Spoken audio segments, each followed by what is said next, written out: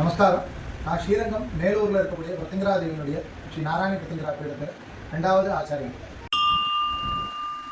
அதாவது மணிங்கிறது ஒரு 5 பாகத்தில் உள்ள ஒரு விஷயம். 5 தேவதை இதில் இருக்கலாம். மேல ஒரு தேவதை, இங்கே ஒரு தேவதை, இங்கே ஒரு தேவதை, இங்கே ஒரு தேவதை, உள்ள ஒரு தேவதை, மொத்தம் 5 தேவதைகள் இருக்கலாம். நாக்கில் ருத்ரன் இருக்கிறதா சொல்லி சொல்றது.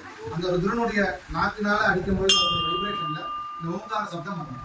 இந்த சப்தத்தினால சன்னதிகளில் இருக்கக்கூடிய துர்தேவதைகளோ துர்தேவதாந்திர விஷயங்களோ அந்த மாதிரி இருக்கக்கூடிய பேய் பிசாசு யக்ஷராட்சசர்கள் இதெல்லாம் போகிறதா இந்த சப்தத்தினாலேயே போகிறதா சொல்கிறது. அதனால தான் நம்ம கலிகை பண்ணும்பொழுது, அதாவது நைவேத்திய காலங்களில் மணி அடிக்கணும், நல்ல விசேஷ காலங்களில் மணி அடிக்கணும், தீபாராதனை பொழுது மணி அடிக்கணும். அப்படி அடிக்கும் பொழுது அந்த தேவதைக்கு உண்டான சாநித்தியம் கூடும்.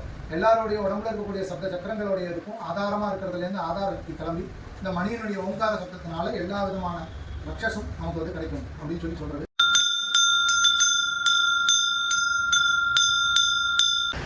இந்த மணியெல்லாம் நம்ம பாலக்காட்டில் உள்ள விஸ்வகர்மா சிற்பகலா கேந்திரத்தில் அதில் பண்ணதாகும். இது எல்லா சாதனங்களும் நல்ல வெங்கலத்தில் நல்ல சாதனங்கள். இந்த இடத்துல தேடி கண்டுபிடிச்சி இந்த மாதிரி இப்படி இந்த வைப்ரேஷனில் வேணும்னு சொல்லி இவங்கள்ட்ட கரெக்டாக சொல்லி இந்த மாதிரி பண்ணாங்க. இவங்க ரொம்ப நல்லா பண்ணிட்டு இருக்காங்க.